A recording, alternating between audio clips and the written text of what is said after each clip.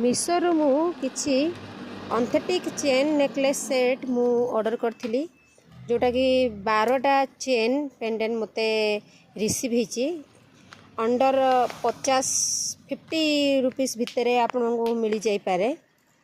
आपण काउंटिंग कर देबे आ सबो डिजाइन मु आपन को देखै देछि। देखंतु टैग भी कर देछि, मिशोर टैग भी मु मेंशन कर देछि वीडियो रे। देखंतु चेन माने कैजुअली डिलीवर करि परिबे आउ सबो माने कलर भी अति शीघ्र फेड हेबनी।